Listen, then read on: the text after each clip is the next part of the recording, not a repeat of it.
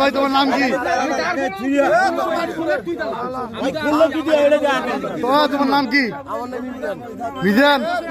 ইমরান, তুমি এখানে কে আসছো? তুমি মানুষের সাইকেল নিয়ে দৌড়েছো কেন?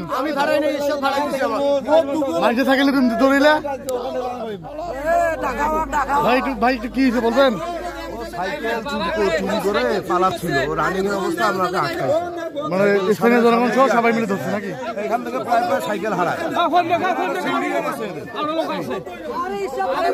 প্রিয় দর্শক, কেএল বাংলা নিউজে স্বাগত জানিয়ে আপনাদের সঙ্গে আছি আমি আলামিন বাবু। প্রিয় দর্শক, আপনাদেরকে দেখানোর চেষ্টা করতেছি আমি এই মুহূর্তে আছি কালীগঞ্জ স্বাস্থ্য কমপ্লেক্সে।